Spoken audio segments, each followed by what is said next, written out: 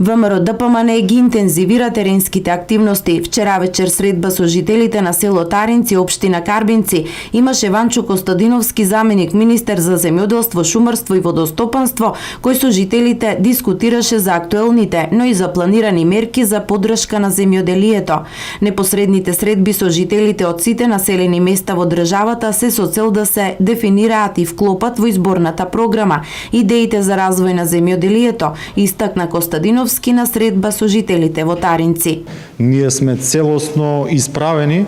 со чист образ да се соочиме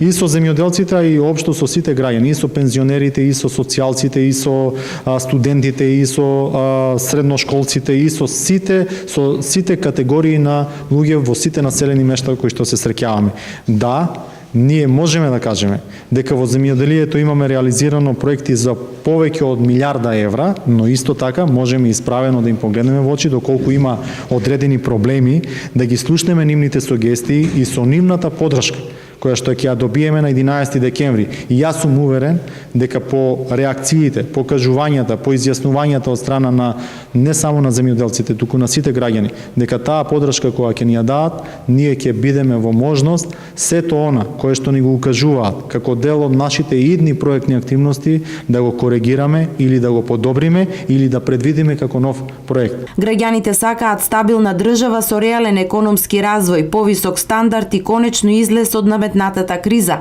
Ова е заклучок од сите средби кои ВМРО ДПМН ги има со граѓаните во цела држава. Во сите средби со граѓаните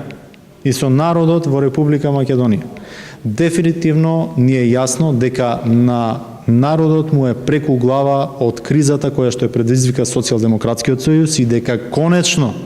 граѓаните ќе можат на 11 декември да ја поразат политиката на Заев кој што ја предизвика оваа криза и кој што влезе во пазарење со македонските национални интереси. Последните неколку години во изградба на рурална инфраструктура во општина Карбинци вложени се околу 1,5 милион евра, а обезбедени се и дополнителни средства за обнова на водостопанската инфраструктура.